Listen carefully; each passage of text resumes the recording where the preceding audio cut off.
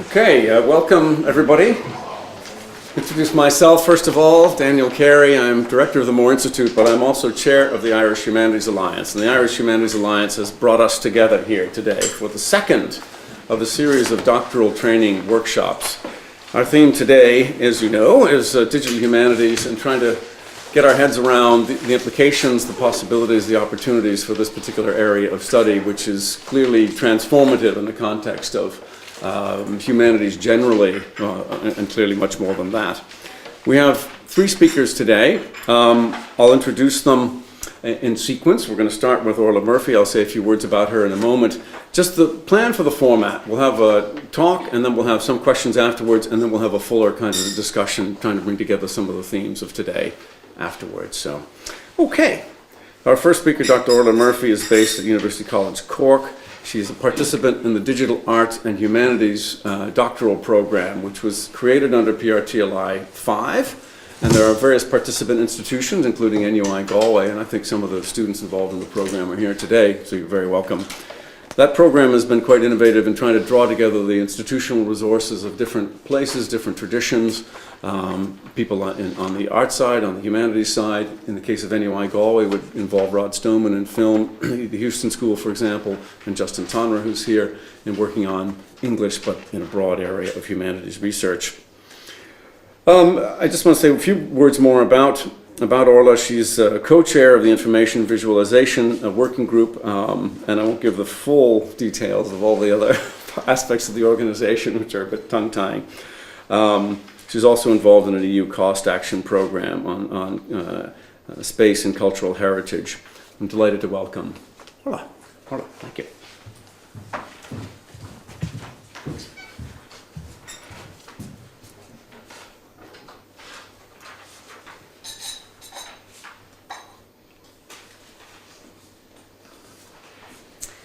Thanks very much, Dan. Good morning, everybody. It's actually good afternoon now, isn't it? Yeah. Can I just take a quick show of hands just to get a feel for the room there, to see how many people are actually pursuing a doctorate at present? And everybody else is staff then, or probably teaching. Now, I want to speak a little bit from my experience of supervising doctoral candidates, particularly over the past 4 years as part of the Digital Arts and Humanities programme that Dan has already mentioned. It was I suppose, a new venture for the island, but in particular for me, because previously I had only supervised one PhD candidate to completion. Whereas over the course of the past 4 years, it's in its 4th year now, so I have 2 people who are going to be completing as part of year 1. I now have doctoral candidates in the double figures, okay? And there has been a huge increase in the amount of people who are interested in doing this kind of work, both locally and nationally. All right then. So the idea then of these new type of doctorate, if you like, isn't that new at all, because that one previous PhD candidate, her name is Kirsty March, who I had supervised previously, even though she produced 80,000 words of a PhD thesis on Anglo-Saxon prayers and looking at various editions and various texts and their reception and their remediation. She also, if you like, put a little bit of icing on top of the cake, and she created an online digital edition also of some of those prayers, even though that wasn't necessary as part of her work. And that pointed to some of the issues that I suppose came up later then in the PhD programme, and also continue to come up, not just in the Digital Arts and Humanities programme, but also outside of it, because I also supervise some doctoral candidates, one with the Department of Education and another with the School of English, who are not participating in the national programme. Okay, so the universities got together a couple of years ago and addressed what they considered was a considerable skills shortage. And I realised that skills sometimes is perceived as a dirty word, in this very false kind of post-Descartian intellectual binary that is created between the hands perhaps and the thinkers. And the digital has perhaps suffered from that, and also from this idea that we are in some way pandering to a techno-managerial or a neoliberal agenda by suggesting that our graduates, because they might, for instance, code or use new media, are useful outside of the academy. So the structured PhD then, here I have the PhD graduate skills document from 4th level Ireland. It responds to a number of, key areas in graduate education. PRTLI 5 funded this interinstitutional PhD in 2010, but UCC decided to implement the structured PhD in 2013, so that now every PhD student or PhD track student takes part in a structured PhD program, and not just within the digital arts and humanities. And this is very deliberately inter- and transdisciplinary in its outlook. And for me, I think it represents a profound transformation of graduate education. So, ever before the digital arts and humanities, I had tried to create broad courses in graduate education that would appeal to doctoral candidates across the disciplines. So I created 2 in particular, one called editorial skills and the other one called digital skills, that are terribly boringly named. But I wanted not to either put off or mainly I didn't want to put off people who were, for instance, doing epidemiology and public health, or who were doing engineering. And they succeeded in garnering, over the last number of years, up to 20 PhD candidates from across the university into those courses. And what I do there, I'm going to kind of elucidate as I go through, but I want to say that there are aspects of doctoral education that go beyond the original contribution to the knowledge, and might look at the way in which you might refine your original contribution to the knowledge into the future.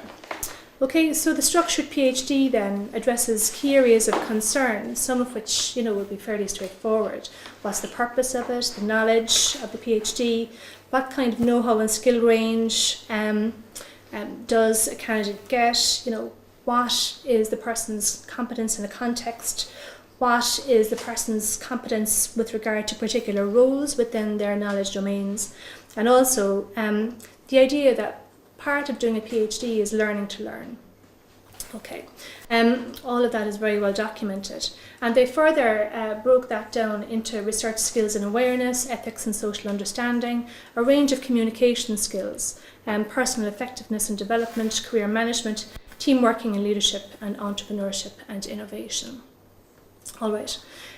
So then, in other words, what they're saying here is that doing a PhD isn't just about, a very traditional modus operandi of locking yourself in, wearing your tweed jacket with your suede pads into, your garret, coming out occasionally when kind of chided by, a supervisor, in a very confessorial maybe relationship, and eventually being released into the wild after 4 years of hard labour, right?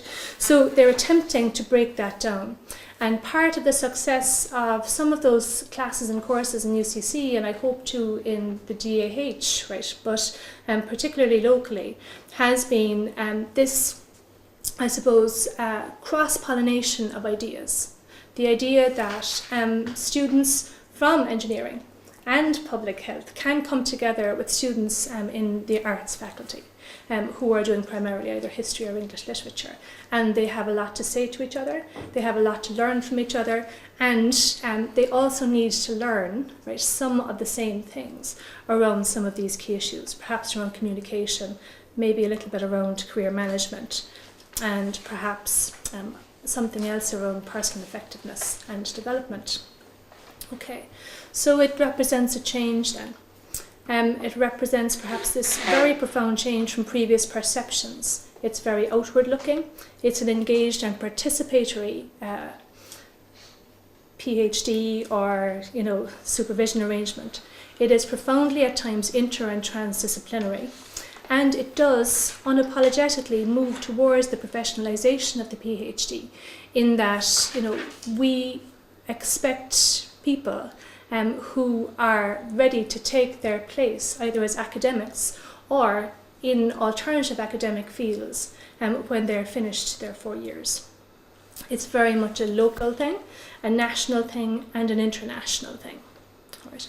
In that from day one, in the first week, we would encourage every single student to create a website, even if they don't know quite why they're doing that in the beginning, and ask them to play with that.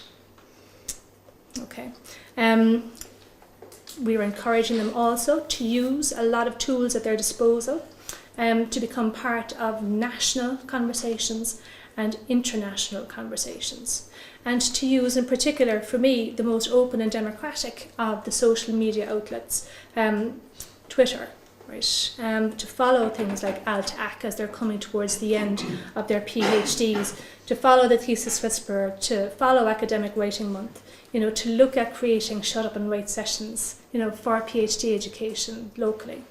So it's a very enabling and an empowering change in terms of encouraging people from day one to take charge of their own professional lives. Okay. In terms then of the digital artefact, certainly locally in UCC at the MA level, we've got into the, I won't say into the height of trouble, but certainly we've experienced some difficulty within the system, right, around trying to define what a digital artefact is. And we have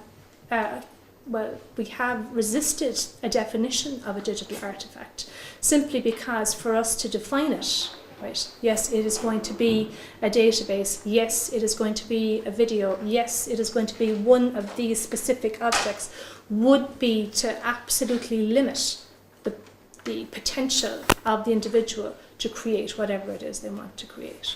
Okay, this does not at all unhinge the person, the doctoral candidate, the student, from all of the traditional scholarly practices, right, of writing, of referencing, of writing, a very detailed thesis of some thousands of words. So at the moment we're at a minimum of 15,000 words plus a digital artefact with the MA programme. And the first round of the PhD in Digital Arts and Humanities people will only be finishing this year. Okay, so we've looked to exemplars that exist in practice-based research, and we've also looked to other scholarship, and Sharon Webb is here, I think, yeah, and herself, her own thesis, Sharon's thesis, has, or for me really is the exemplar, the Irish exemplar at the moment, right? She's worked with Asia Tian and John Keating to create, if you like, a born digital thesis. So yes, indeed, you can click print and produce, 80,000 words of PDF, but all of the historical work, kind of through the building of databases, the querying of them, right, and links out into her, if you like, the research life over the 4 years can still be accessed. And for me, that's a very powerful technology, or powerful use of the technology, and powerful potential for the technology. It's open, it's very creative, it's scalable, and it's shareable.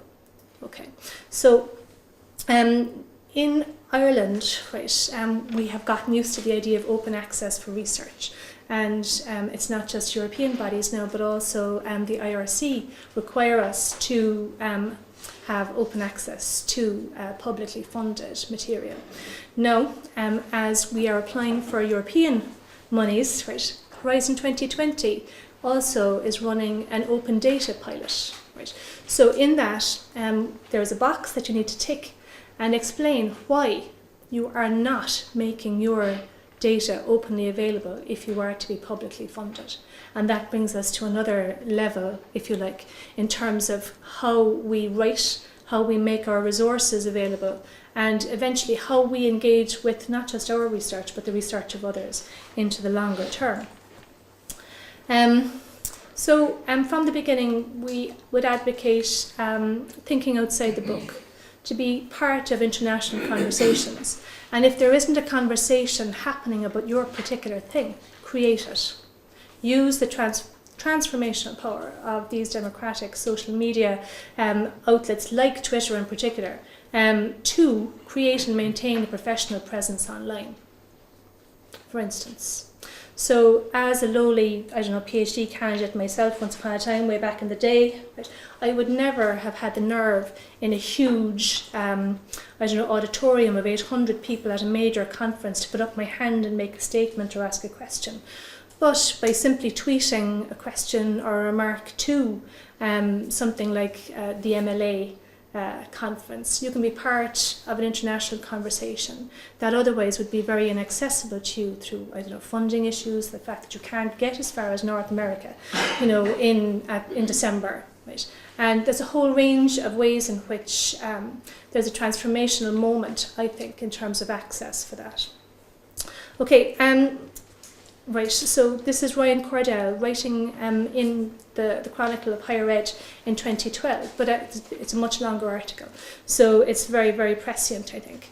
Use things like Google Hangouts, create an international workshop, propose an edited volume out of it, people working in France and Canada and, Ireland, all on the same thing, working at the same time. It's very, very possible.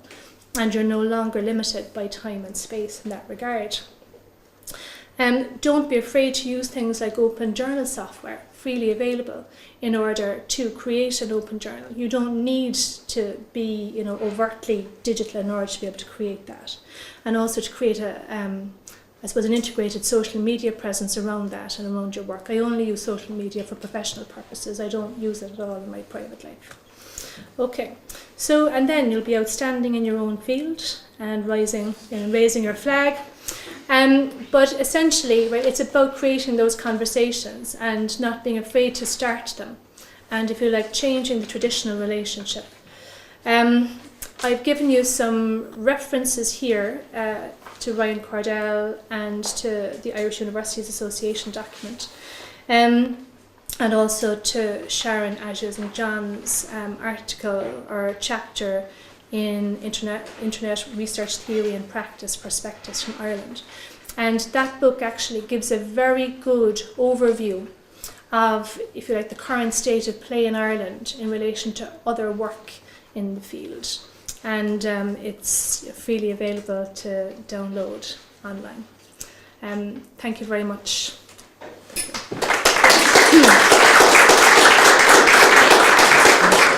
Take a few questions. Yep. So we'll take a few questions now. I just want to kick off with some practical things. Yep. Just the numbers of students doing PhDs in the program in Cork.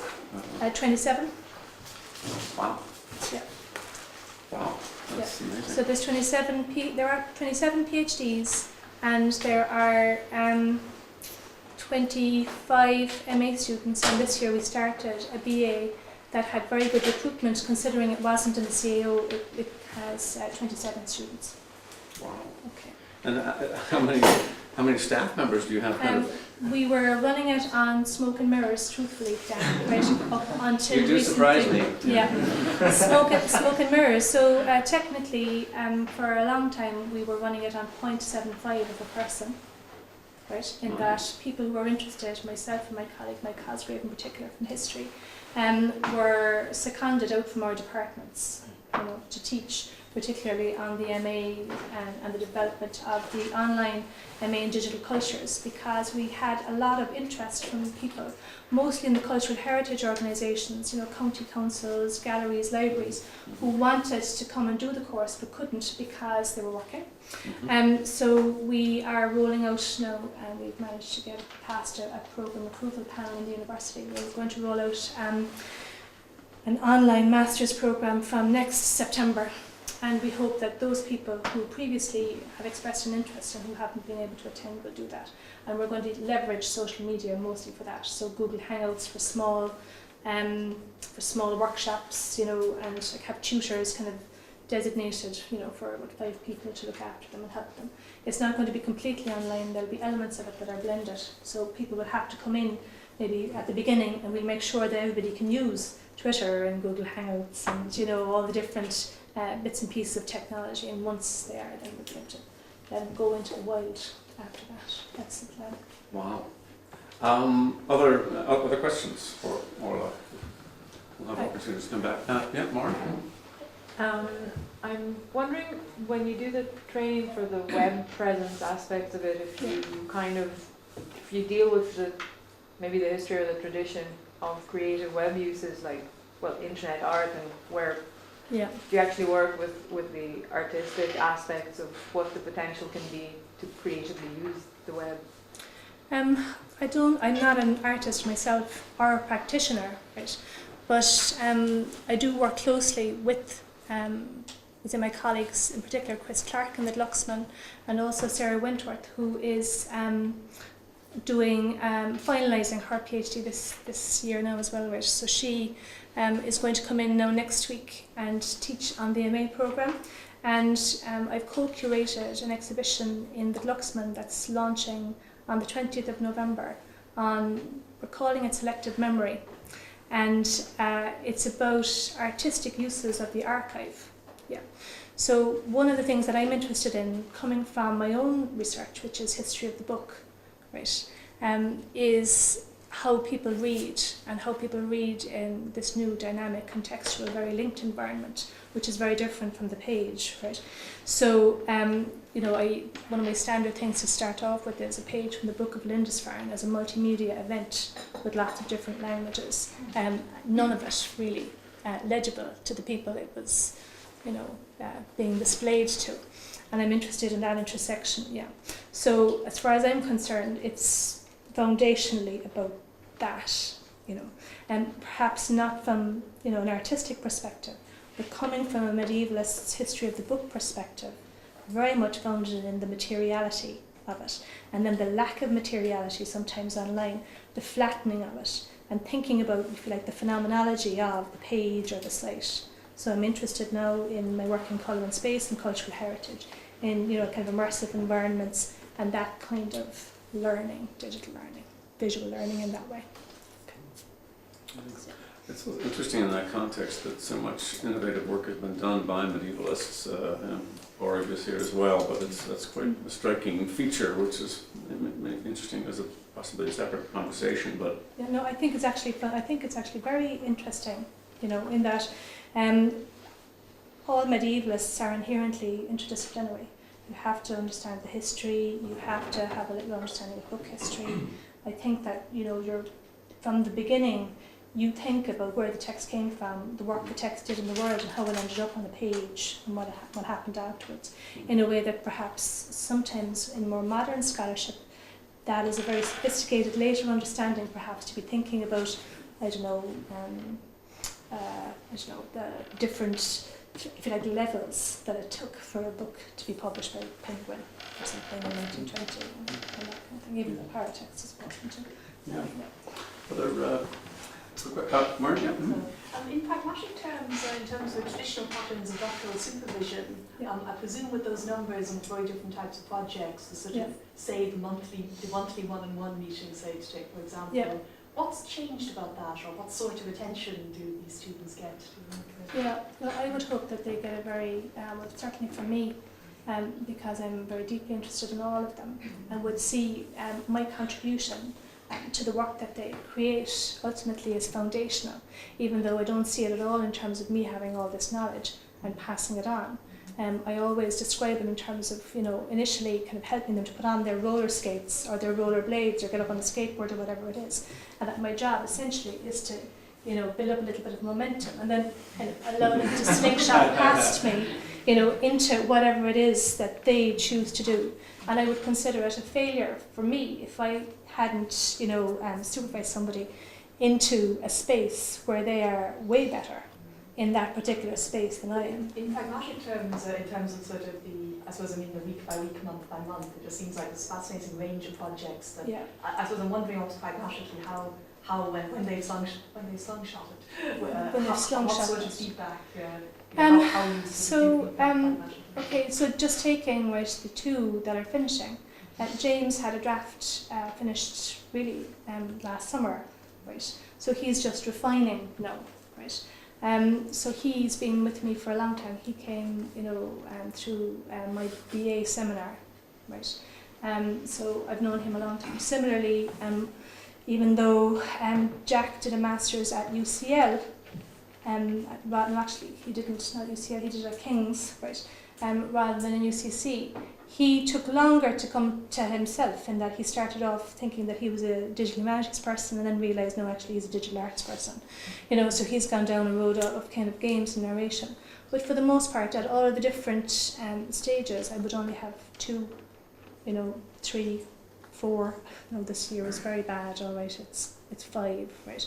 But I'm hopeful that, there is a lot of reading and there is,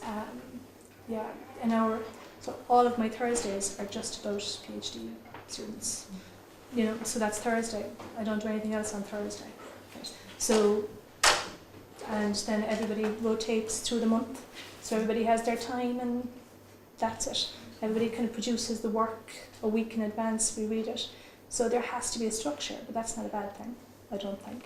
And obviously people have good weeks and bad weeks, there are good months and bad months, and in that also there is a profound interdisciplinarity because I'm working with people in education, I'm working with people in philosophy, I'm working with people in English, right? But I'm not really working with anybody that is very, very, very different to me, in that, I did philosophy always and, throughout my life, right? And also education and the way in which education happens, pedagogy and digital pedagogy has become a keystone really of my own work also, and hence talks like this. Right? So I wouldn't be comfortable, for instance, maybe working with a geographer, not because I don't love geographers, but because it would be too far out of my remit or my domain.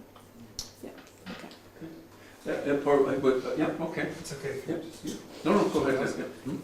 What sort of interaction do you or your students have with people from traditional disciplines who might not be so interested in digital things? Yeah. So is it the case that someone might, there are people who would obviously want to jump with 2 feet in to digital media, maybe people who prefer to be grounded in a traditional discipline but want to explore some aspects of that in a digital format. Is there a range of things? There are, yeah. So partly, I'll go back to those initial 2 courses that are still running now. They're PG courses that anybody in the university, no matter what they're doing, can come and take as part of the graduate school offering in the College of Arts. So they remain there. So if all you want to do is find out maybe how to, create an EPUB or an iBook or create a website for your thing, right? And if whatever that project might be, and then maybe to go a little bit deeper than that, well then that's absolutely fine too. So those courses are there for absolutely anybody now, right, in pursuing a PhD degree in the university. So I think the maximum that someone doing a 3-year PhD can take is 30 credits. But that's 10 credits a year. That's not either onerous or kind of taxing on top of their own work, and they're not marked, if you like. They're just pass-fail. So, but if somebody wants to have something like that to go on their transcript, that's how they would approach it without coming anywhere near a digital arts and humanities PhD or the programme. Do they tend to be at either end? People who are doing mostly digital or people who are doing mostly traditional and a little bit of digital? Or is there any sort of spectrum? No. There's a huge spectrum. Yeah.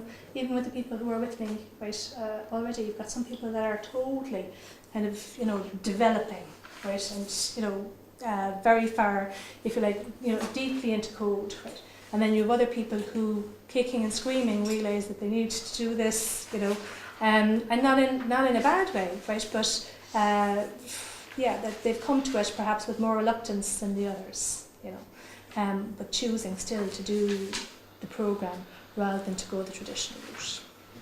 So it's a big spectrum. Just a quick final question, Charlotte, I think. I was just going to say, I guess going on with the pragmatic, I know I've noted, I have a student right now, for example, finishing up a DAH PhD, and the question of how to get additional funding for things like supporting the coding, storage space online, the goal is to make things shareable, et cetera. I'm wondering how your students have negotiated extra funding for the infrastructural support. They haven't, right, and it's been an issue since day one, in that it came as a shock, I think, to every single one of the institutions that it was funded. Right, and we are on catch up since. Right? So we've been lucky locally that the webmaster for the university has been extraordinarily helpful, right? But in that students have some server space, but I think that's part of a more, if you like, national conversation that needs to happen. In that it would be foolhardy of the universities to attempt singly, or programs singly, to attempt, a solution. And that the solution must be a national solution, bearing in mind the impetus that's coming from Europe and abroad, or just elsewhere, to make data accessible. Because I do believe that there at present is a hemorrhage of research out of the institutions, and that promoting the value of the humanities, an awful lot of work, because it isn't seen, is lost. In terms of potential for analytics, or key performance indicators and the like, which is, whether we like it or not, the way that we are becoming measured. Right? So I think that that having this type of conversation offers an awful lot of potential, really, around creating a sound research infrastructure for Ireland, and to push that agenda forward needs to happen. And as these PhDs come to fruition at the end of the 4 years, it's precisely the time to say, look, there is some extraordinary work happening, promoting the value of the humanities in Ireland, and let's build on this and let's take the opportunity. Thank you very much. Thanks. Thank you, Anna.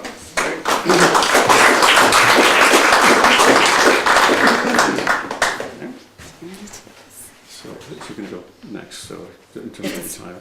Yeah. Of course.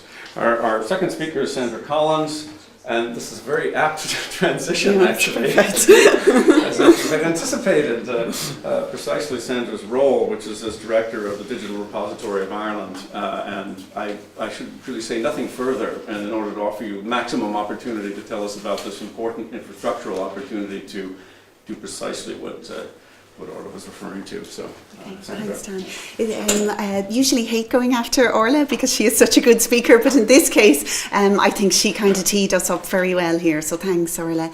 I'm going to start with a confession. I'm really a technologist. I've been working in and around technology for about 20 years, so you'll have to forgive me when I say something that doesn't quite fit here. But for me, I'm really passionate about interdisciplinary research, and I finally feel like I found my home, which is in the space between the humanities and social sciences and technology and infrastructures and so on. So very keen to stay here. So what I'm going to do is I'll start by asking a question. I want to tell you about DRI. I'm going to take about 20 minutes to do that, and I hope by the end I will have convinced you that this is a really valuable resource for you, and you can think about how you want to use it and how you want to engage with it. Let me start by asking everybody in the room. So it's a question of digital artefacts that Orla had mentioned. Do you produce data or digital content or digital artefacts or something which is digital and it is not just an academic publication? Sorry, I realise I shouldn't have said just. The academic publications that you spend years doing, and they're really the metric of your credibility as a researcher and so on. But what I would like to see, ideally within 5 years' time, that will be different, that the academic publications will still be there and be your currency, but that there will be an understanding and a recognition for these other artifacts that you may produce during your research.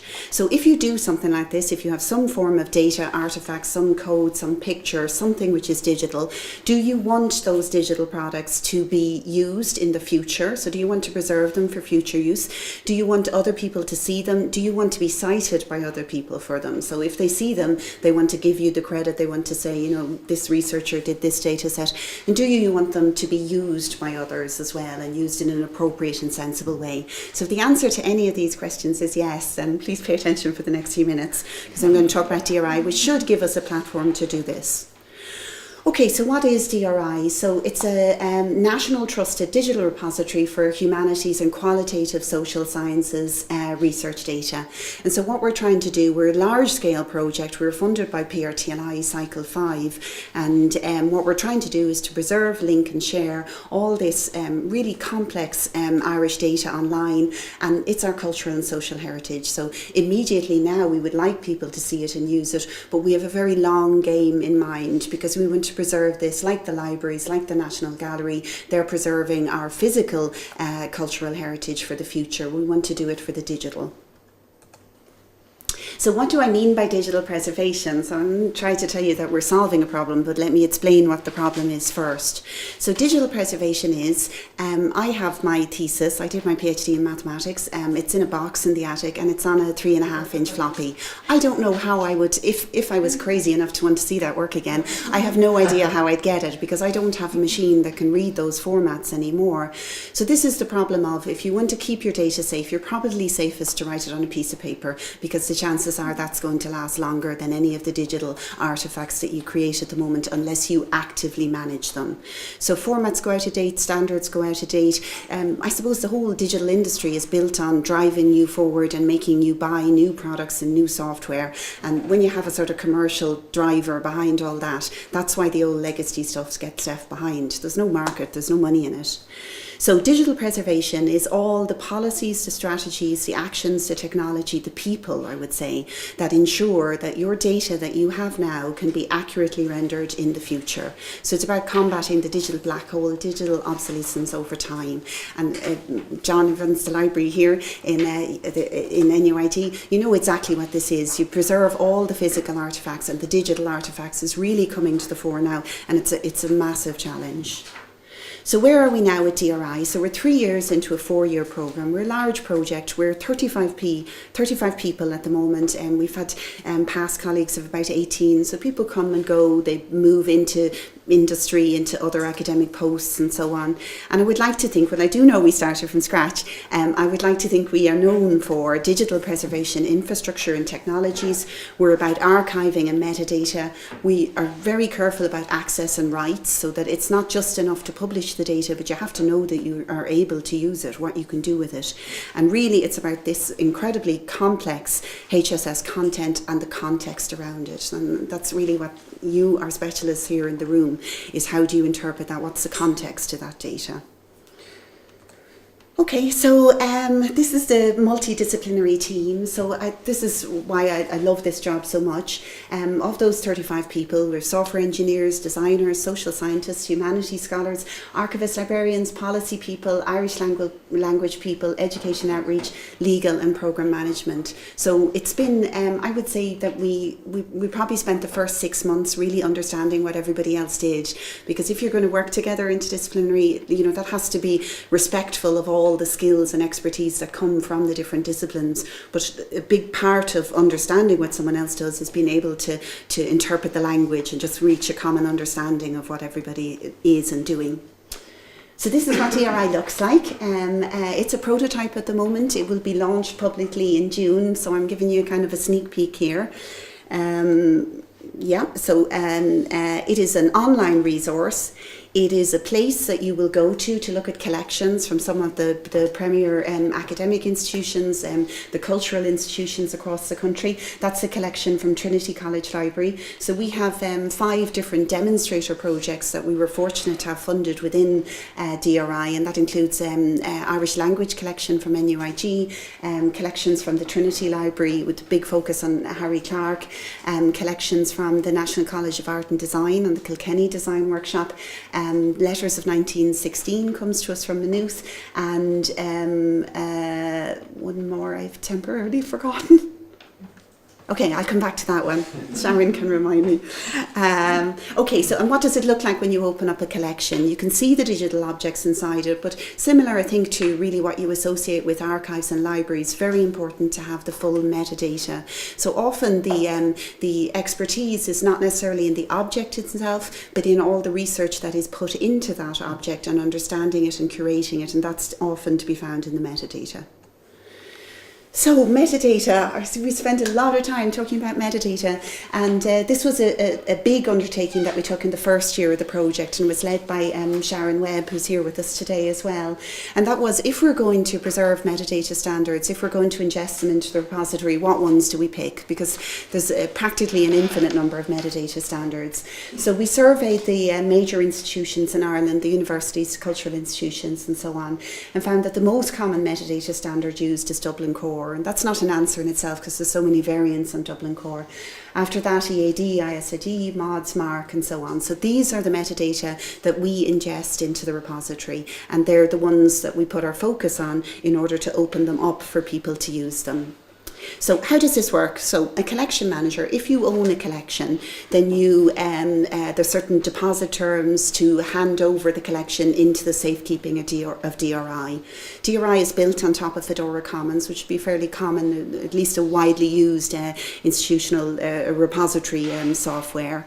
The metadata is open, so the metadata is licensed as CC BY, so that means you can see it and you can use it. The rights are set by the data owner, so it may be entirely appropriate that the rights are reserved on an object. I am very pro open access, but I have to accommodate and understand the needs of the collection owners, and that isn't always open access. Often the rights are reserved, or sometimes in the case of social science data, the data is extremely sensitive and it shouldn't be open access.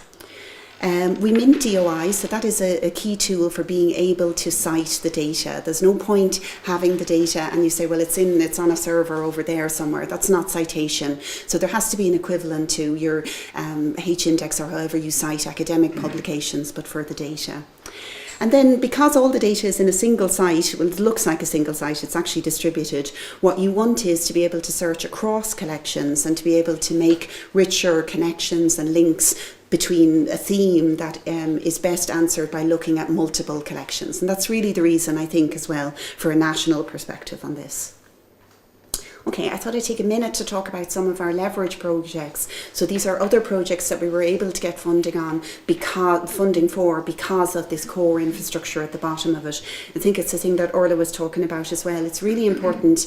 Infrastructure work is often not very sexy. It's underlying work, so that's me. But what we want to do is enable all the other fabulous things that you can do once you have that stable, robust, really strong underpinning infrastructure.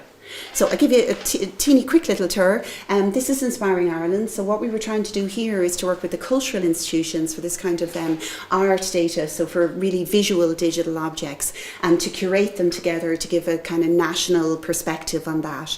So we did a sense of place, and we have a sense of identity and a sense of freedom. It's a collaboration between the 8 different cultural institutions, and it's very important to us. I didn't realise that's a wonderful connection here with the Abbey as well, I suppose. What you get is you get the digital object. This is from the Abbey Theatre, but you also get the catalogue information. And again, the catalogue or the metadata is often this really the most important part, and that's where the researcher has put all the effort into. We're doing a project through the Insight Research Centre, which see Barry is here from there as well. It's a really large-scale national endeavour on data analytics. And you might say, well, what's data analytics got to do with the humanities and social sciences? Loads. So the way that we're doing, we're working together with Insight in Galway and with RTE to open up the RTE archives. So this is definitely our cultural heritage, really important treasure trove of audiovisual and sound and so on for the country. And what we're doing is building a linked database, a sort of cutting edge technology platform to be able to discover the data and pull it out. It doesn't take away all the complexities of rights and access, but it will let you know what you're looking for. It will tell you there is something there. Last year, and again this was work with Insight in Galway, we published the Irish place names as linked open data, and that's a service we have running now in the up in our servers in Trinity. And what we were trying to do there is to make a public resource. We worked together with, that was a huge collaborative project. I mean, there wasn't any funding behind it, but there were a lot of people contributed effort into it. So we worked with Logannon and the National Library and the Department of Arts Heritage and Galway and ourselves. And what we did is we published it as a service so that other people can use it, and it would be useful for you if you're interested in Irish place names and how they change over time, and you want to link together a cultural collection that you have with its locality and its location over time in Ireland. Another one, this one is a really interesting project and has been, I think for me, a real challenge on interdisciplinary, on understanding another discipline. So we work here on vital registration data. So this is the births, deaths, marriages records that are cared for by the GRO in Ireland.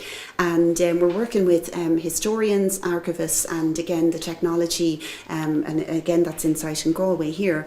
And what we're trying to do is to make historical analysis of this. It's big data, so it's like, it's well over 6 million records, this kind of thing.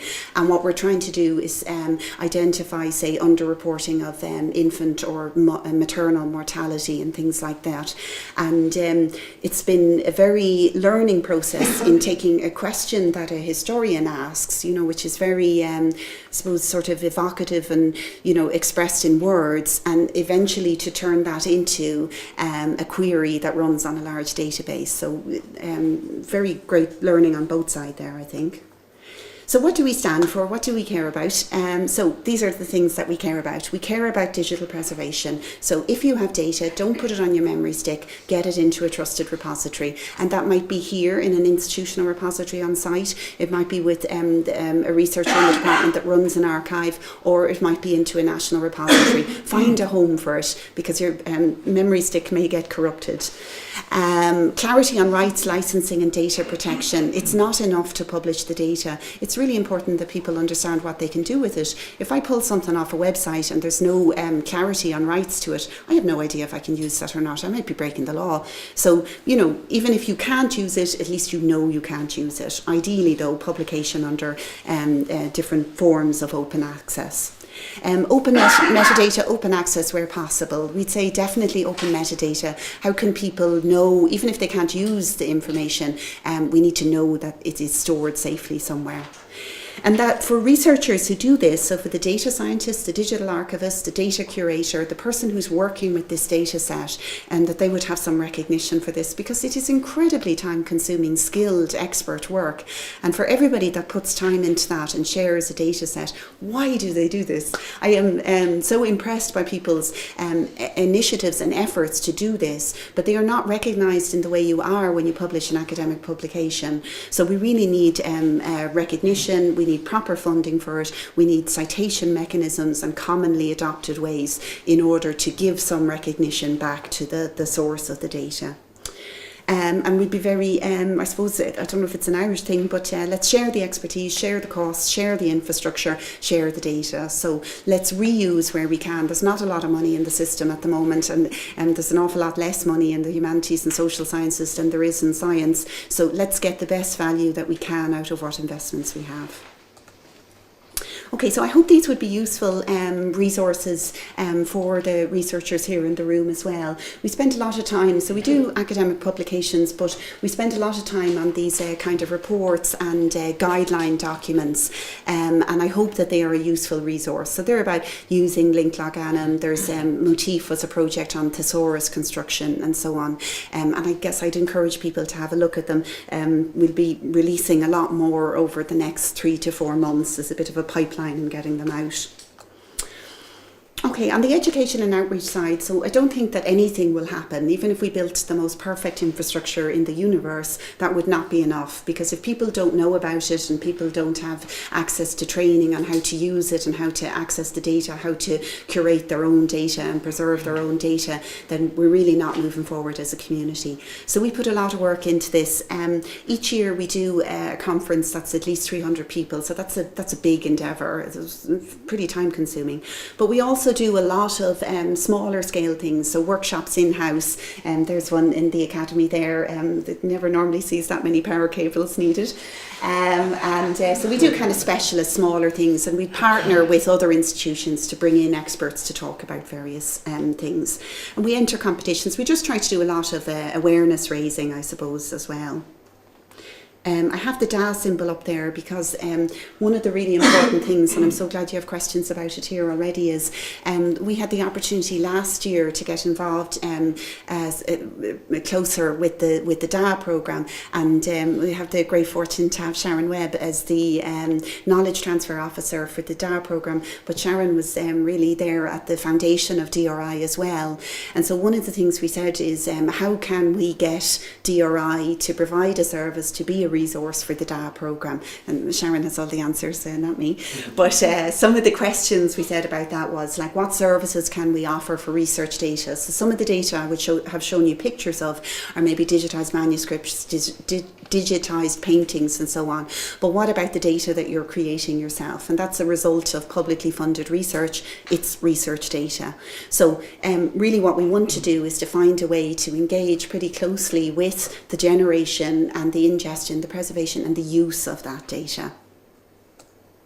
And I finish by saying, I hope that you will consider this conference. This is our big deal for next year. On June 25th, 26th, we'll be launching the DRI publicly. So it exists and it's working, but it is not ready for public launch yet and public ingestion of data and so on. So this is our gala event, but it's a conference all on its own.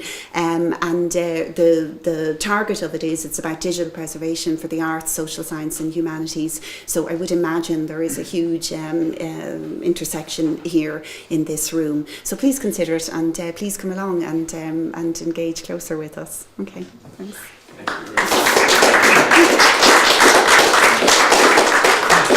Great, this is very important and extremely welcome, so we all collectively thank you. I just had a quick question, and maybe lots of others I suspect. Just out of curiosity, where do you think Ireland is in, relative to other European countries? Do you think we're ahead of the game, we're kind of catching up, we're middle of the pack? Any sense? Yeah, that's a good question. So we do a lot of work towards Europe because it's really important to be informed and to catch up where you're catching up, but also to sort of position Ireland into that scene as well.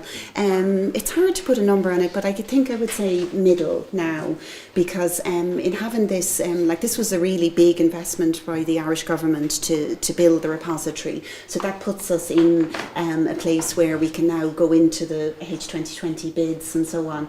But we're not open for business yet. So we started a bit late is what I would say, but we're catching up fast. So there would be really well recognised repositories across Europe. I would think of the Netherlands as a fabulous one with DANS. The UK Data Archive would be brilliant and in Essex and so on. So there would be leaders. But I'm very happy that we're in there now. And of all those organisations, I would say, would be recognised as international exemplars. We have them on our advisory board, and they give a little. We learned from this, we learned from that, which is brilliant as well. Right. Yeah. Excellent. Yeah. Other questions, thoughts? Yeah, let's see that. I've got a few different questions actually, if that's all right. Yeah. One is, about kind of just, I've never heard of it before. I'm from Canada, I've been living in the UK.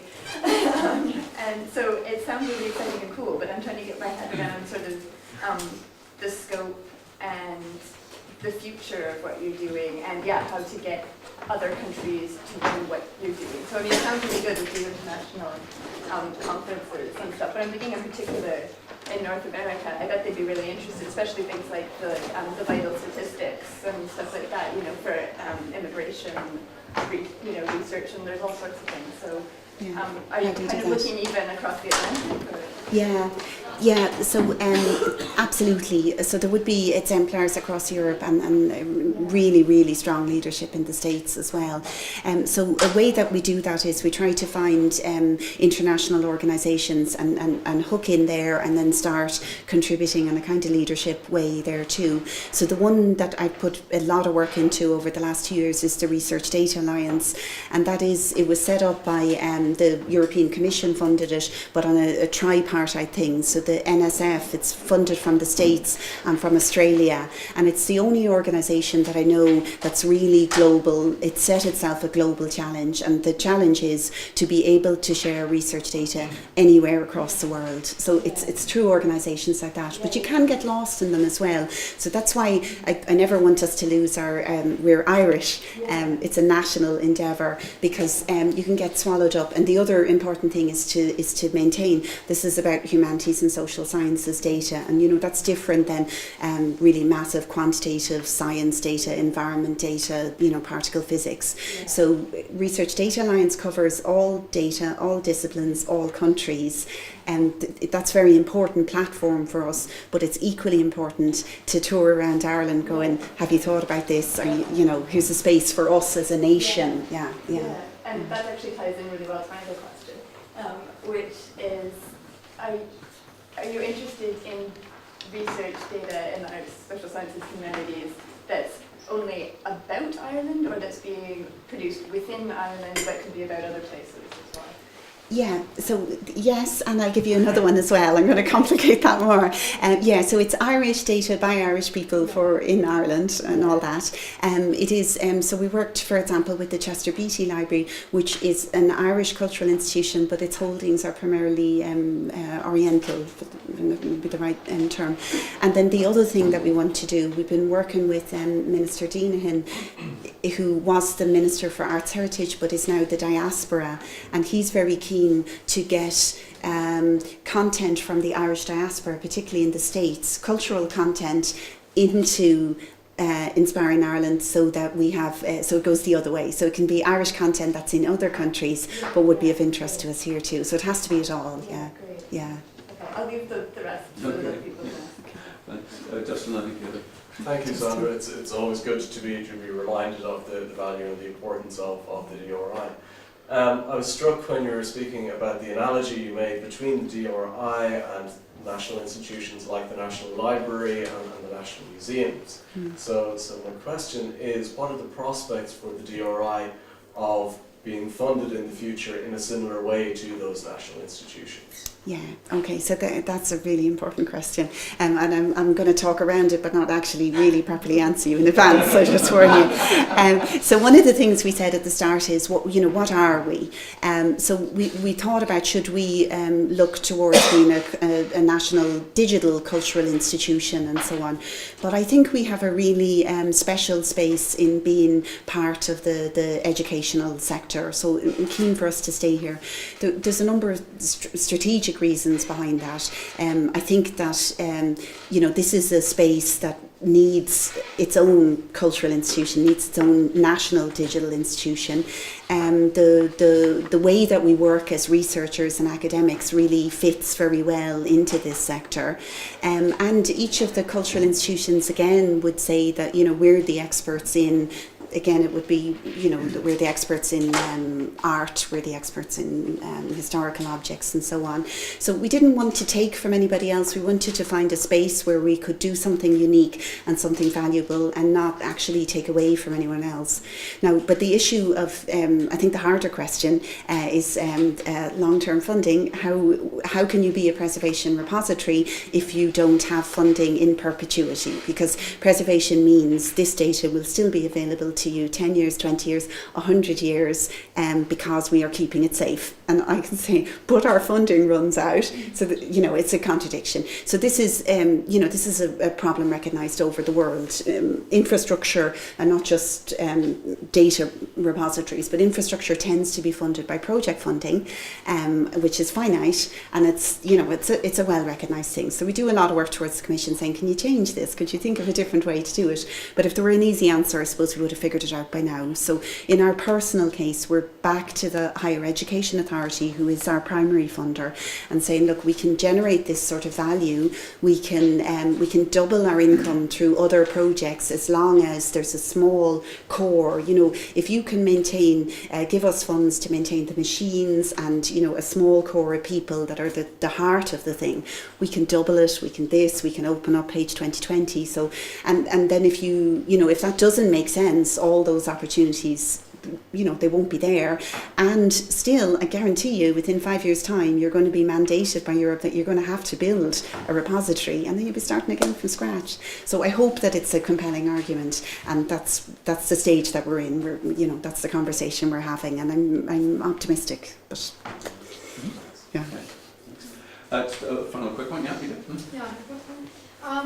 Last year at the University of Rome, they were throwing away master theses because they didn't have any space to keep them.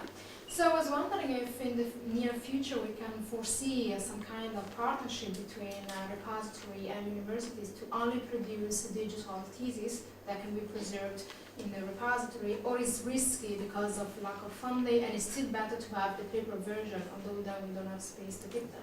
So. Okay, that's a tricky question. I wonder if John would give a better answer. That is a hard one.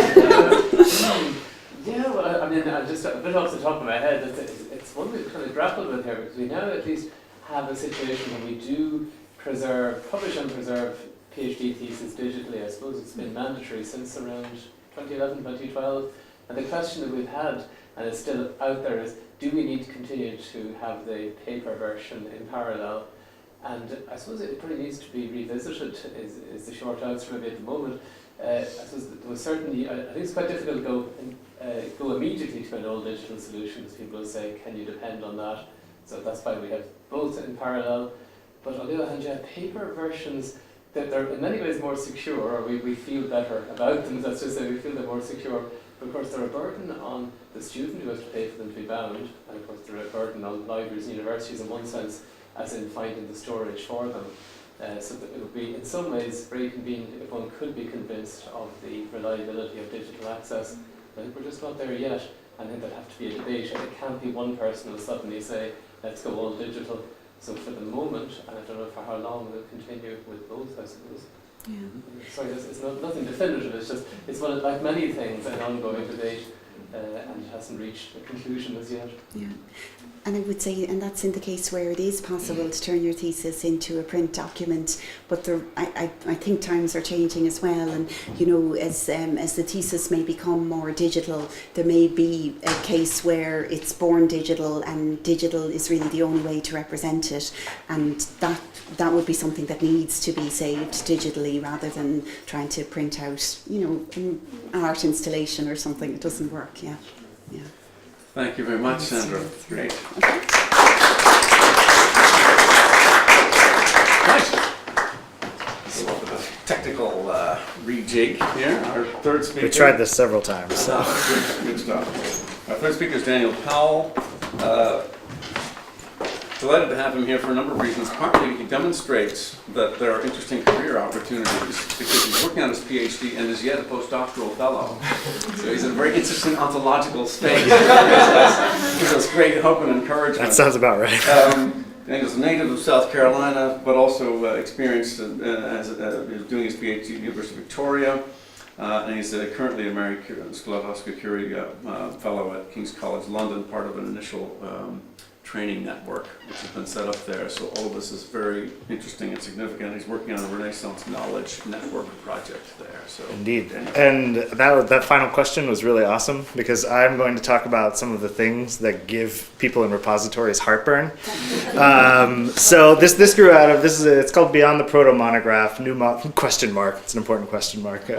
It builds on some work that I've been doing over the last couple of years that really is just discussion with graduate students, with faculty, with people in libraries and these kinds of things. So I'm not so much making an argument as giving a sort of slice of some of the types of work that I'm seeing, and a little bit of background on the movement there, and a little bit of looking forward to the types of difficulties that Orla was talking about with administration and that Sandra was talking about in storage and so on.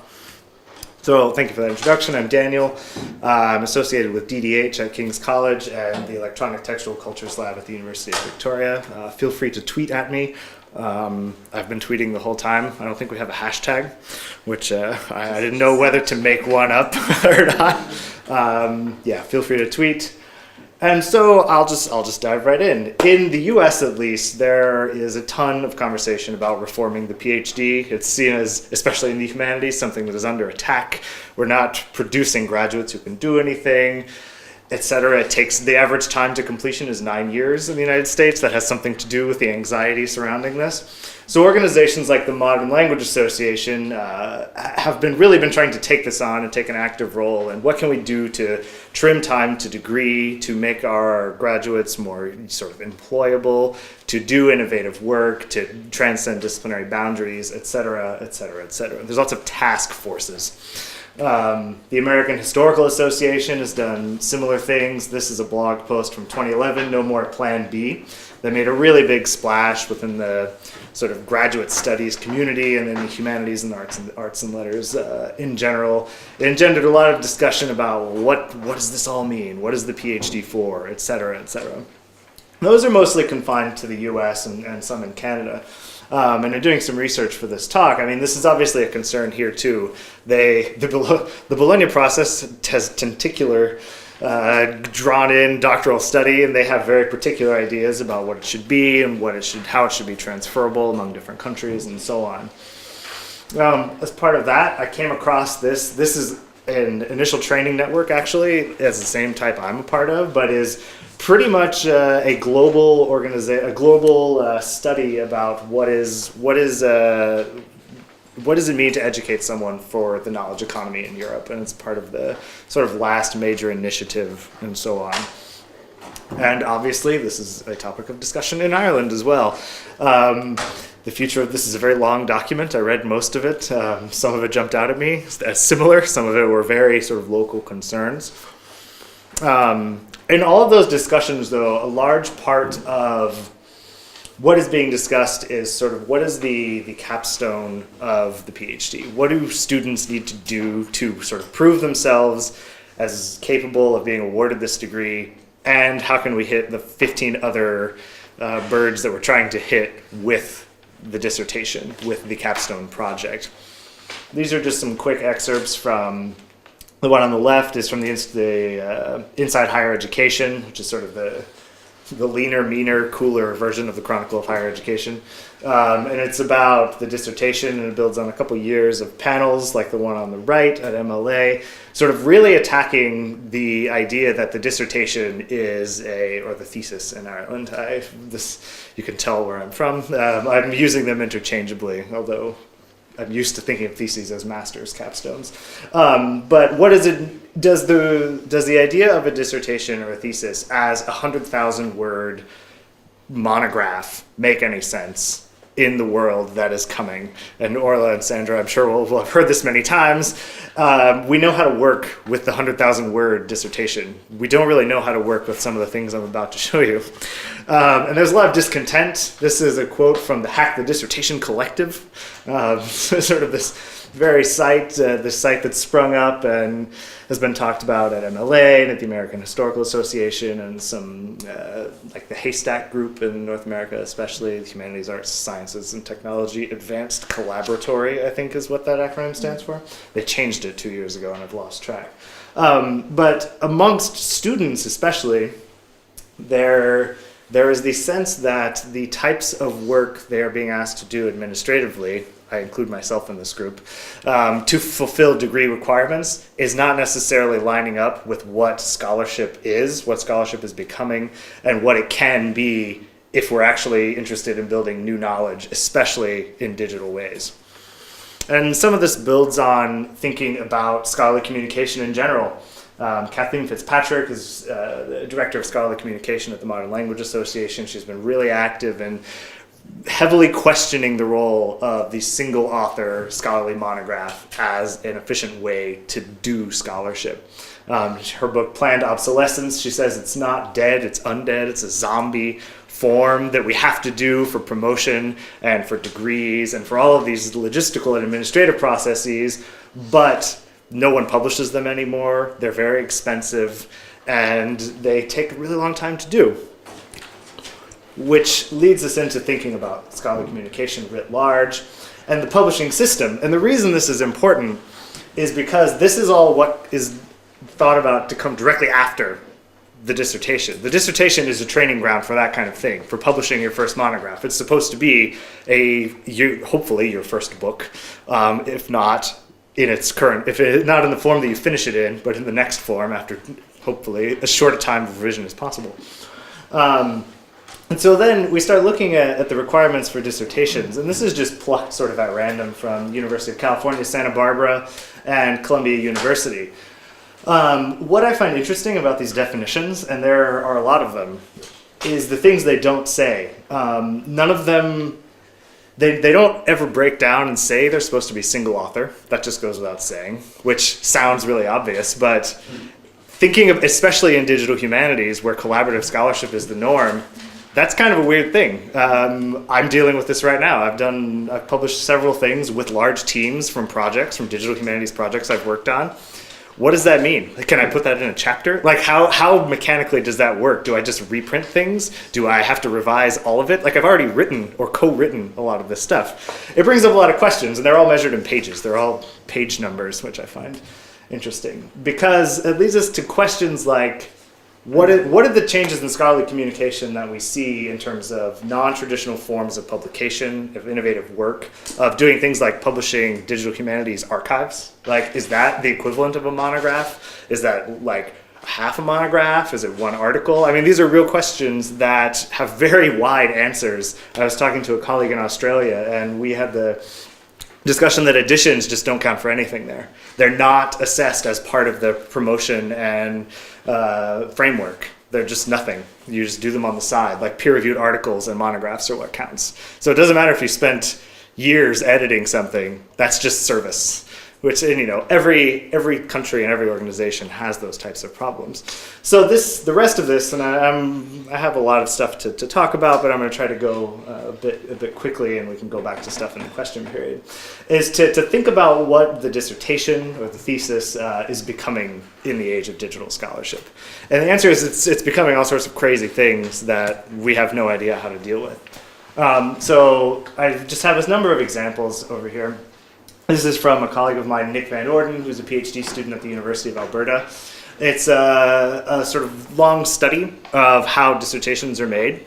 And he points out that we talk about writing a dissertation, and in some very real ways that no longer makes any sense, because we write fundamentally in different ways using a ton of electronic tools that can lead to very different types of products, but that we still have to slot into the 80,000 word monograph.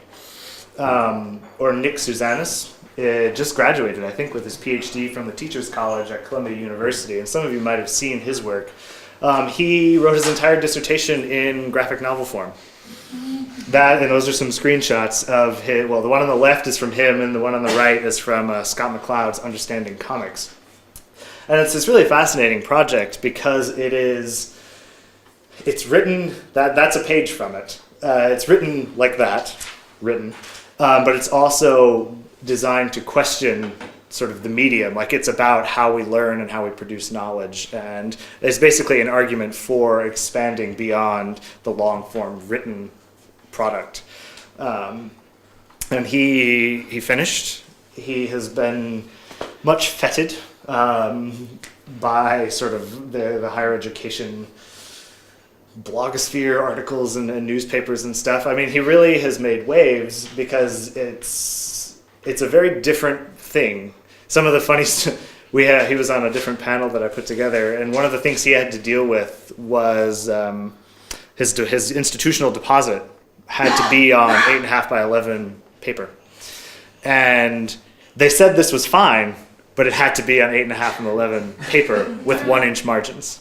So, like, every page of his dissertation, and I have some samples of it at home, I should have thought to bring them, are comic books just put on, like, the page. So he can't, they're completely indifferent to what's in the box, but it has to be able to be bound and put in the library, and anything else was just it was a non-starter. Like I said, this has met with some success. Harvard University Press has asked to publish his book before it was done as a dissertation, which is a point I'll come back to a little bit later, is that often when you do something weird as a dissertation, I've noticed, people get very interested in it. And so you make waves and people want to talk about your research, while at the same time at your institution, often you're having to reverse engineer this back into an acceptable form that is usually looks like a book even if what's inside the book is something very different. A good example of that is Dani Spinoza. She's at York University in Ontario. She wrote her entire dissertation online. She's a sort of person, she's researching anarchist poetry of the 20th century, so she felt that blogging and free-form interaction with people and other scholars was a very appropriate way to do this. It's a screenshot on the left, and this is a bigger shot. So this is it. She wrote everything in text, but published it sort of sequentially from front to the end online. This is one of her final posts. This is Moving Forward, or How to Print the Internet, in which she talks about, I have decided to stop this blog. I've finished writing, but the institution will not accept this. So she's literally going back through it, extracting all of the text, putting it in a word processing file, and submitting it. But they won't take this. Like, this was, again, it was just a non-starter, and they didn't know what to do with it. She's also been profiled by the Chronicle of Higher Education, and I just love this excerpt. But for her defense, she'll be turning her blog posts into a monograph. That wasn't totally my decision. So, and the funny thing about this is her supervisors were extremely favorable, and they were like, this is really wonderful. But the higher you go up the administration, the less and less favorable they were towards something that they didn't know how to deal with. Compounded because, especially in the US, she didn't have this problem, but in the US and a lot of Canadian universities, to fulfill graduation requirements, you have to deposit your dissertation with the library, which goes via ProQuest. So you have to essentially deposit it with a ProQuest or Gale or one of these companies who put it in their index, and that's the only way to fulfill the requirement of your institution to graduate, which is, I think, very strange and problematic in many ways. This is a guy named Justin, who is now, I think, a digital humanities librarian at the University of Minnesota. That's him on the left in a recording interview studio. He wrote his dissertation in half text, half multimedia. He is a musicologist and was researching basically connections between Minnesota, the Twin Cities in Minnesota, so Minneapolis, St. Paul, I think, I forget actually, and immigrants who came from Southeast Asia and Africa and brought sort of this different musical sensibility with them, but entered into forms of hip hop and types of music that are in the US identified with minority culture development, and how they tied into that and how it became a real transnational community. So this is, I think he published this piece in the Journal of Ethnomusicology, which is a very impressive title, I think, Ethnomusicology, and Popular Music, there we go. And he writes about what it's like to actually make a digital dissertation, manifest in the circulations of diasporic hip hop. So his was part written, part video content, and part audio content that he sort of finagled his way into having accepted. He's since turned that into a well-funded and awesome-looking documentary because he had too much content. He couldn't fit it all in a project for this, and so he just took it and ran with it, and is now doing a project funded by the International Film, I forget what the P stands for, Minnesota. So it's a nonprofit thing, but it's about a lot of local cultural figures, and he's gotten real traction in the community where he did his degree and where he now works, like engaging with the people that are actually making culture. I mean, we talk about public-facing scholarship, like he's a cool guy.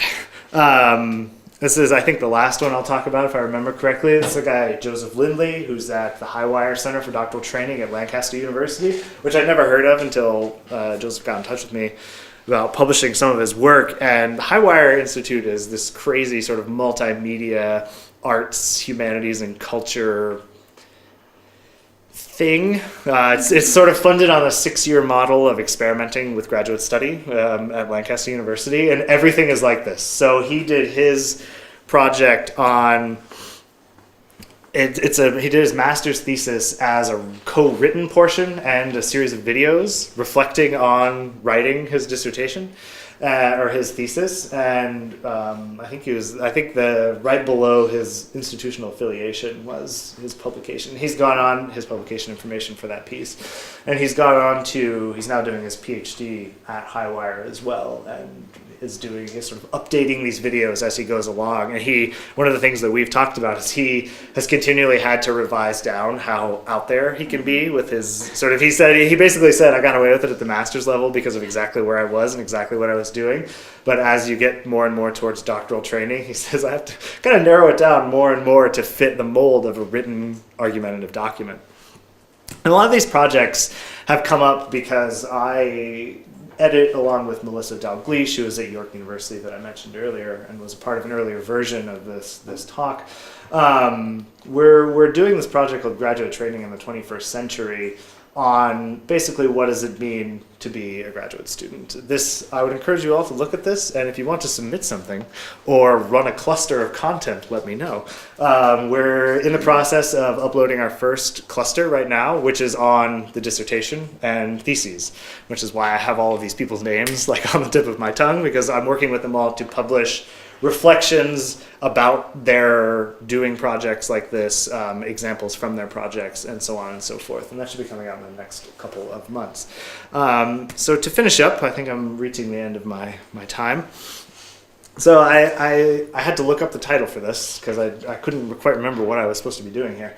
But Advances in Digital Technologies, New Possibilities and Challenges for Doctoral Supervision. And I think it's an interesting title because I think it prompts me at least, and I hope a couple things that will make sense to you, to keep in mind. And the first is that the dissertation is a historically contingent thing.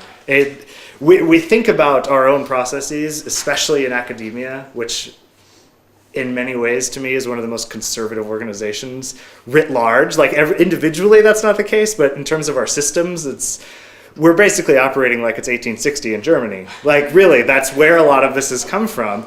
And the dissertation and the thesis wasn't always thought of in the way that it's thought of now. I was having a conversation with Giannis. Yeah, and he's here doing his PhD and he's making an edition. In Europe, that makes sense. In the US, that is considered completely unacceptable. Like you might get away with it for a master's thesis, but as a doctoral project, that would be seen as non-critical work. And that has a lot to do with the history of editing. But I bring it up to show it's 50 years ago in the United States, doing an edition was considered the same that publishing a 100,000 word, 5-chapter study of the novels of the Brontes would be considered acceptable as doctoral work. And these are all different depending on where you are and when you are. But I think it's important to keep in mind that the dissertation will be changing because it's always changing, and we need to remember that and think about how to guide it. And that it's the way this title is framed, I think, and probably unconsciously, is that digital technology is going to change what the dissertation and what doctoral supervision is. I think that's true, but it's much more complicated than that because it's both doctoral supervision and graduate training are social and technological. Like just because we're doing digital things now does not mean that the social conditions have caught up, as I think some of the examples and both Sandra and Orla's examples and sort of practicalities on the ground of dealing with these things are. Like we need to talk about both of these. So it's very easy to say I have done this crazy cool linked data project, but we have to change the social conditions into which we're trying to get that taken seriously, I think. Which I was really amused when Orla was talking because this was my final point, was that if there's something that is changing as digital practice becomes more and more common in the arts and letters, is that we have to talk about theory and practice. And I'm encountering this difficulty. I know a lot of graduate students who work as research assistants or who work on projects, especially larger, well-funded projects. Like I'm sure there are some people at DRI that are probably graduate students. What happens when your work at a project like that has to be integrated into your formal requirements? And that's what I think we're really bad at. I mean, like I said, I have worked on a number of projects as team members that brings up practical applications of co-authorship. It brings up, if it can't be co-authorship, is it really actually legitimate for me to write something on this when I did this project as a member of a 10-person team, if I made part of this project, what is... Basically, the way we get around this now is we write articles about doing those projects. And the projects themselves are almost never acceptable because of some very valid concerns like peer review and these kinds of things. We need to figure out that balance, I think. And like Orla said, it's the hand and the brain together. So I'm finished. That's some more shots from Nick's dissertation on the top. He just hands them out at conferences. Like his business cards are full length, like full size reproductions of chapters from his dissertations.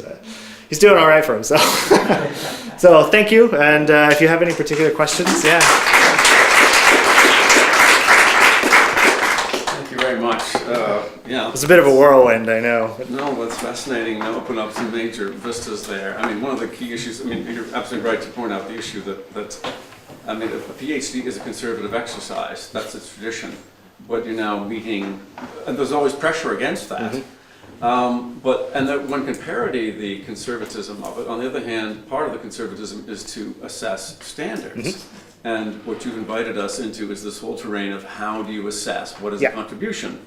And what's just having a grand old time online or whatever form. So I don't know if you want to say something further about that, or just, are we just... No, I think you're exactly right. But I think the more interesting thing is that question, and we're talking very broad stereotypes here, which is quite unfair, and I realize that. But I think often the response of people above those who are directly supervising students doing projects like these, I think that level is often very supportive, and the department might be very supportive. But beyond that, doesn't seem to me, as an outside observer and based on the folks that I've talked to, a lot of will to take on that fight and say, like, the discussion isn't, is this scholarship? The discussion is, that's not scholarship, so you can't do that. And when that's the starting point, it's very difficult to have a blunt conversation about, is this up to the standards of a PhD? Because it's automatically bracketed as, and I work with a lot of scholarly editors now, and they're really bad at this. If they think something is not acceptable as editing, they just say, well, that's not editing, and then don't engage. And I think that happens in every sort of sub-discipline. But that would be my response, is I think you're exactly right. But there's a lot of inertia against even thinking about the idea that something that doesn't look like a book could get you a PhD. And maybe it shouldn't, but we need to actually have that argument, and that's what I see not really happening. Or things slip in. I like the number of conversations I've had with people like the ones that I talked about, where they're just like, oh yeah, I don't really know how I got away with this. Let's say in my institution, I had very sort of big plans for my dissertation. This is one of the ironic things. I was going to do all these crazy digital things, and now I'm writing like a straight up 80,000 word monograph, because I started looking into my institutional requirements, and I've been a PhD student for 3 years now. I'm in the middle of my 4th year, which in Canada means I'm like 6 months away from losing my sort of funding cycle. And in the US I could be 10 years away from a degree, but it practically would have been a very major fight. And it probably would have gone on for a few years for me to be like, my library at Victoria makes allowance for non-print materials. You can submit 1 CD. So it's pages. It's like a bound document. Actually, they don't take even a bound document anymore. It's PDF files, and the supplemental content could be 1 CD's worth of like multimedia. So, yeah, when you're bluntly told that, yeah. I think Bob, yeah. I was going to say, it is really a fascinating insight to see the domain that you're working within, but it seems to me massively aside and behind what's happened in practice-based doctorates, which started in America with music 30 years ago, and opened up, and of course it includes the digital. How could it not? Yeah. And of course there are lots of variations about how many actually written words in, I don't know whether on paper or not, but that have to go with the art practice. And some universities I've been to actually, because I'm involved in film, like to define, they say, at least 60 minutes long. Yeah. Most don't. It's a very unstable and open area. but the dynamic debate has been going on for 15 years. Yeah, that's one of the, when I sort of talk about things like this and put on panels, that's often one of the responses. That's actually how I got to know Justin, the guy who did the multimedia dissertation, We Rock Long Distance on hip hop in Minnesota, because he comes from music studies, and he was like, I mean, I'm pushing the envelope a little bit because I'm sort of doing a very multimedia project. But for instance, he said it's not controversial when you write a PhD in music to have music somewhere. Like, it might be on a CD, but it's not, like, that's just something that doesn't process for, I mean, I come from an English department in a lot of ways. And to an English department, that would be insane. They would be, why do you need music? Like, or why do you need a multimedia thing? And I think that carries. This department here has practice-based doctorates in creative writing, Really? which have some element of, you know, a novel, a book, a set of poetry, and some element of reflection on. Mhm. I mean, that. I think it makes a lot of sense is as a model. In my experience, at least in North America, there's a lot of resistance to that. I mean, I think it's always hard to speak for sort of other people, but maybe they see it as a dumbing down of like the critical function of the traditional monograph. I'm not really sure. I think you are definitely right, and that is where the humanities should look to for models about how to deal with things like digital content. It's, you know, like dance. I mean, people get degrees in dance. It's a discipline. They're obviously not primarily writing something. It has a performative part, if not that the major overwhelming part of it is I think we bracket text as something that can't ever go into those areas. So yeah, I think you're exactly right. It can be hard to have those conversations in practice though, I think. Questions for Daniel? We're going to sort of segue in a moment to our kind of Q&A, so we'll maybe one thing further for Daniel, or we'll start with that section of things. Okay, let's do the segueing part of things. I know that Sandra has to go fairly soon, so don't worry if you have to depart suddenly. Maybe our speakers could kind of just grab a chair and sort of come forward. As they do that, I just wanted to, first of all, give some thanks and acknowledgement. This event has been put together by three people, really. By Justin Tomra here, Digital Arts and Humanities Program, by Rod Stoneman, Digital Arts and Humanities Program, and by Martha Shaughnessy at the back, who's in the Moore Institute. It's with the sponsorship of the Irish Humanities Alliance. We proudly have the banner here. Yvonne de Burka represents that organization, so we'll have chances to speak to one another, but I certainly wanted to acknowledge that that's where the driving force has come in convening this event. So, right. Okay, so we'll have lunch in a few moments, but we have about 20 minutes, really to talk more generally about some of the issues that have come up today. So I didn't want to script that too much. I think it's really been extraordinarily stimulating conversation, and it's kind of movement in and out of a number of issues. We've talked about things as practical as storage issues, about citation, I think is immensely important and really crucial in this context, about how you actually give intellectual and academic credit for work which is innovative. In relation to some of those questions, I just wanted to pose one maybe to get us started. And that was really about, I guess it's really this question about how we assess what somebody is getting a degree in. And it could maybe be a question for Orla, but for all three of you. Yeah. So the person...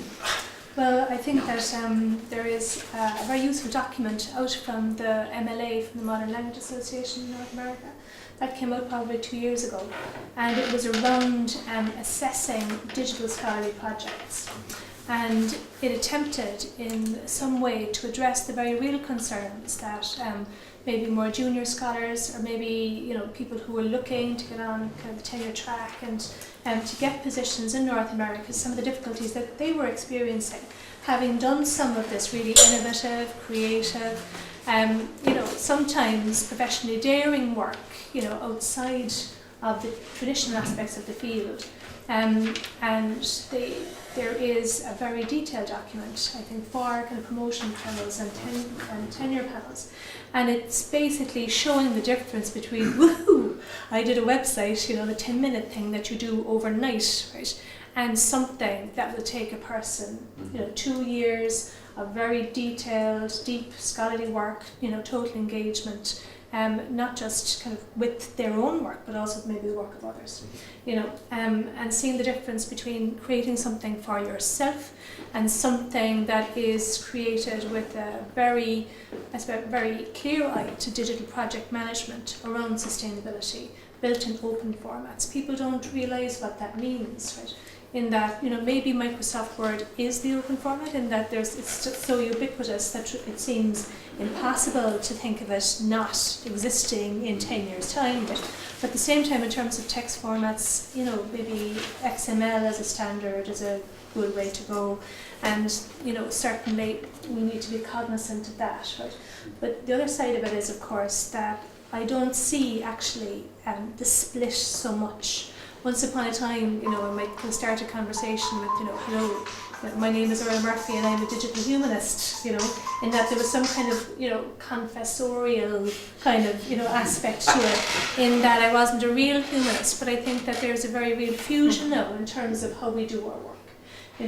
Some of the work from the Electronic Textual Cultures Lab would say that, you do, Dan, the implementing new knowledge environments work as well, right? That's all, very much at the cutting edge of what it is to be in and of, we'd say, English literature in the present, And a lot of it has been, especially with INC, with the Implementing New Knowledge Environments project, one of the big issues is that a lot of the stuff that I think we're talking about is often bracketed as service, like practically.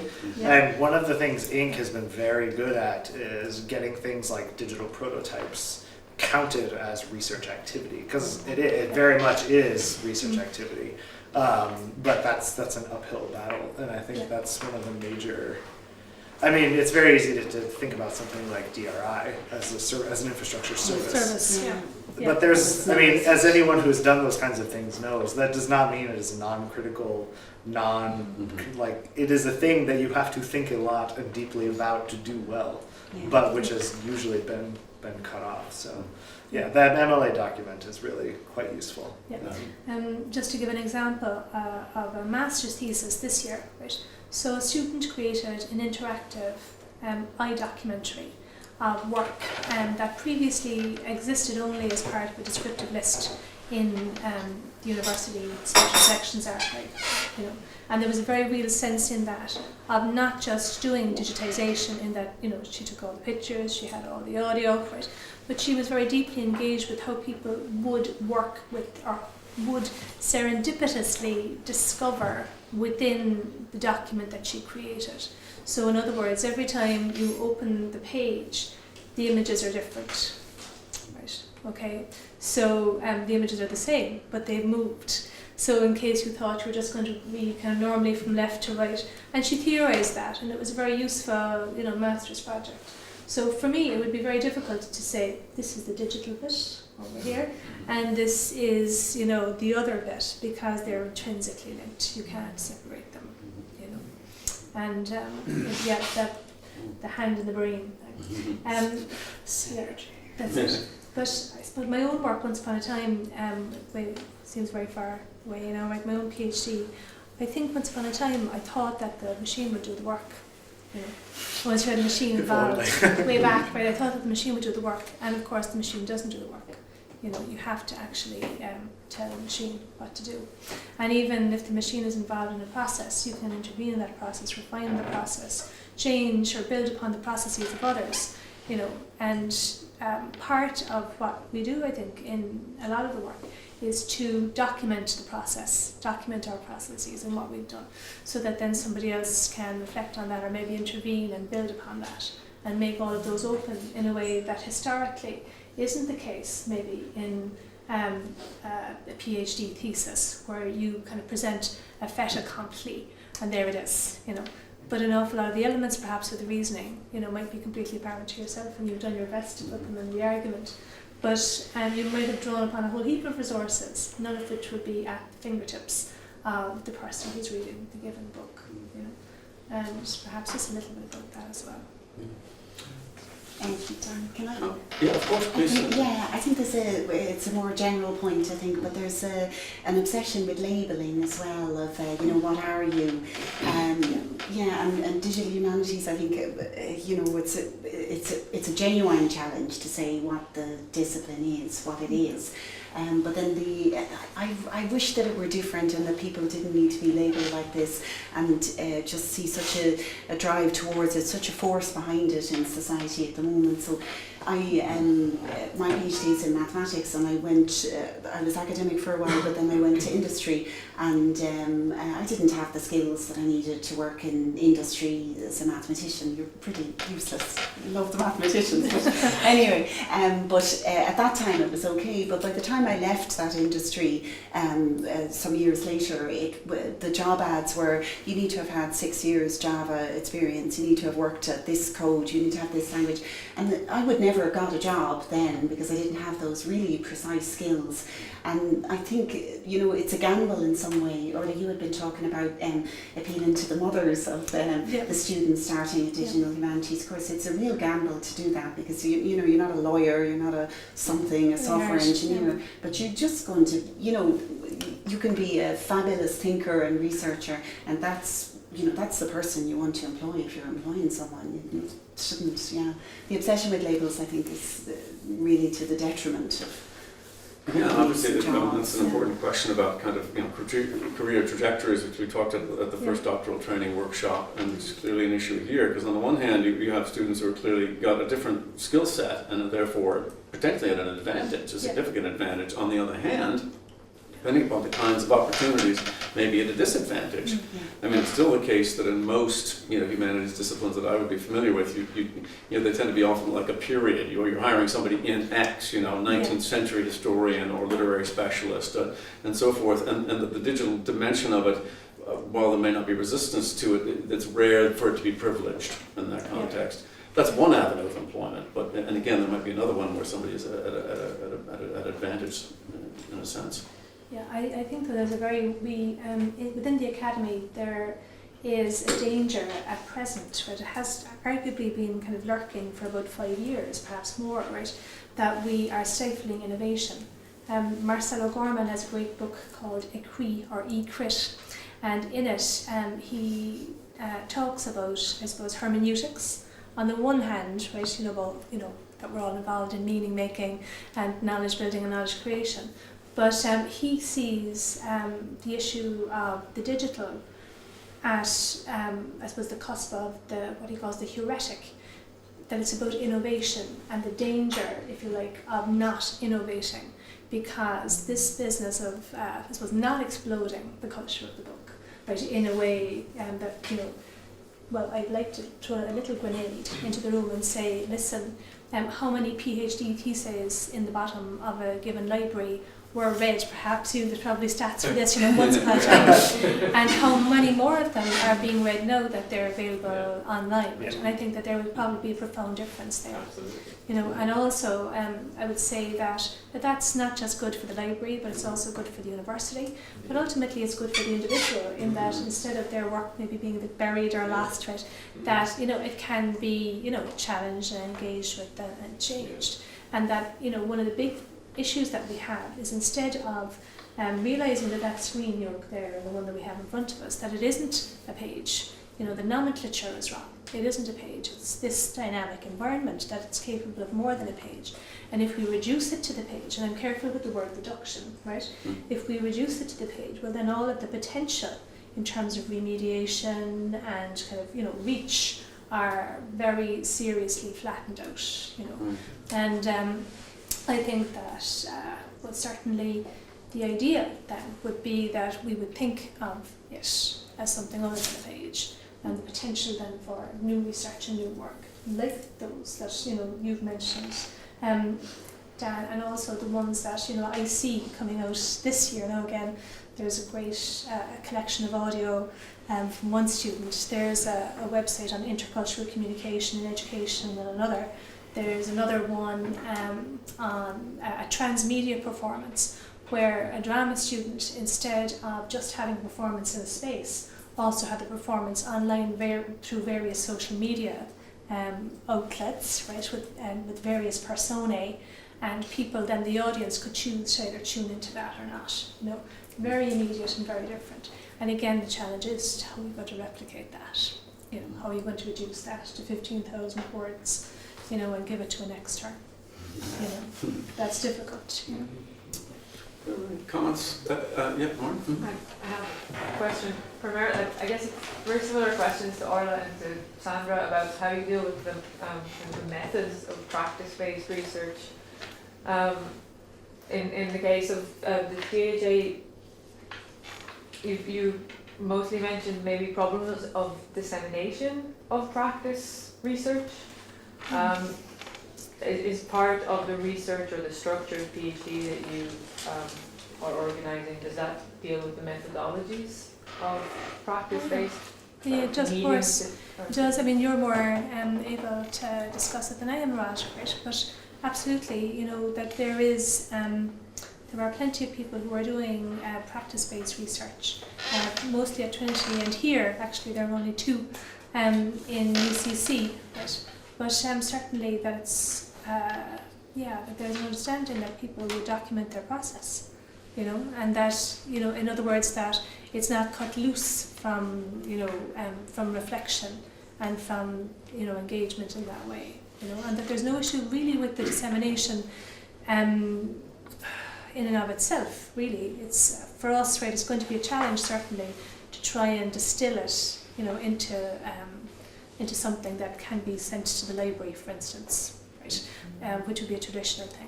But certainly an awful lot of them, in terms of dissemination through their their own activities, whether they're installations or whether they're performances, have very high, you know, dissemination quality built in. I just said that there's a book about practice-based doctoral work in dance, actually, with a wonderful title, Blood, Sweat and Theory. And that has a whole series of articles about, you know, how some version or trace of something that's ineffable, like a performance, can be, and I use the verb carefully, bound in.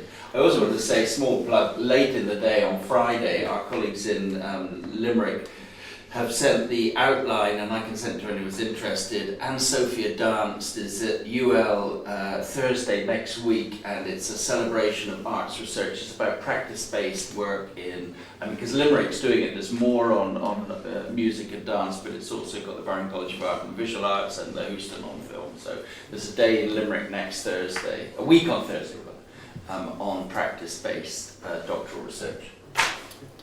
And we're also anticipating a workshop probably in the spring, hopefully, under the auspices of the Irish Humanities Alliance, specifically on practice-based research. So that's something to look out for. John? Yeah? Sure, just maybe an observation, but I down to listen to the discussion there.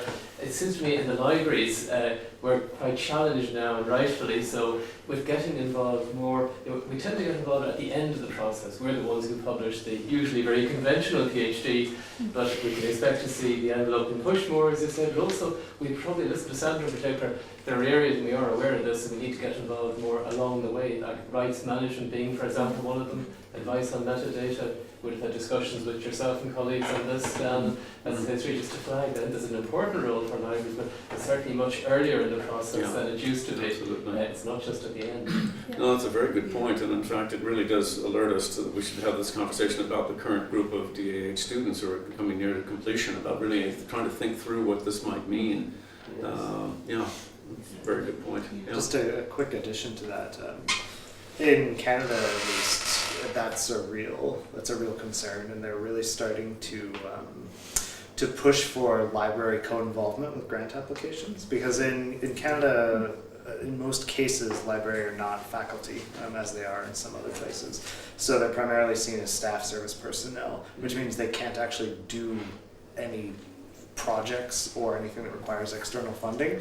And the way that that's sort of being challenged is for faculty members, especially those doing digital projects, to bring the libraries in as like base level grant partners, which often lead to these sort of very intense collaborations between different departments in the library and sort of original knowledge creation taking place out of like an English department or a history department. But yeah, I couldn't agree more. One of my dissertation supervisors is the head of our libraries, and I had to go through a very odd process getting him approved to be a supervisory member. This is a man who is in charge of our entire library system. Like, he ran a library at Oxford. Like, he's not some guy off the street. And still, it was several levels of paperwork and these kinds of things, which is and it's certainly something that we're looking at as well. So I work with Cronon a good bit, and also Toomey. So ever before the DA, I was in the library working with Olivia Fitzpatrick originally, then Ronan Madden, and the idea is that we can work together so that I'm not coming up with anything too off the wall, right? That we can, and perhaps learn from each other as well as regards to what's required, and always, the library comes in and gives a talk to all of the MA students, and try and get it into the BA now as well. So we see it, in terms of information science and how we make and share knowledge, that it's it's vital, to have those things working together.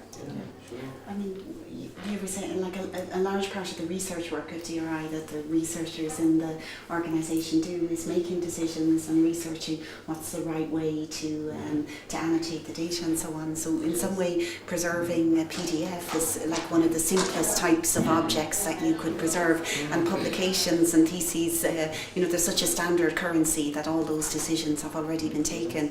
But if you equally have to preserve something complex or 3D or a picture, if the guidelines, if the research is done by the information scientists and that informs the process of creation early on, that's, it's just a much better way to do it. Yeah. And in some ways, I always, as sort of my presentation did at the very end, I always try to historicize these things.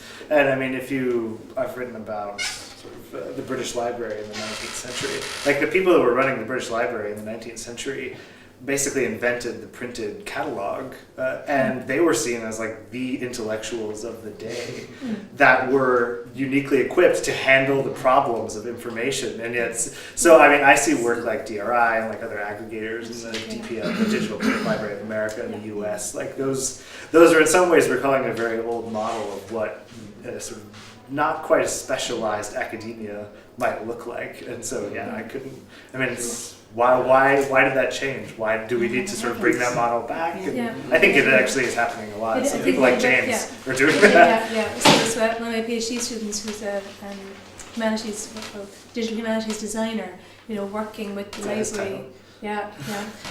Working with the library in Penn State, at the moment, right? So, in other words, I think, though, rather than kind of getting the labelling, that we kind of exist, we're a bit fluid and amorphous at the moment, but we exist at the interstices of a tremendous amount, right? That is not to say that we're not something in and of ourselves in all of that, and that there's an opportunity with that for this kind of innovation. I would hope, Fluid is a really good word as well. I suppose there's a sense I find of breadth rather than depth, but that's also the only way to learn, really. I think we'll evolve the right ways to do things over time. We're pretty all in an experiment to a large extent. We'll learn from it by working together. The question, if I might, for David Kelly as the research technologist in the building, because I think this raises a question we haven't so much talked about, which is, I suppose the PhD is often regarded as a kind of having an apprenticeship model, but that implies expertise at the top, which could then filter down to the student. But this is potentially not really possible in the same way. So, David, I just want to bring you in here.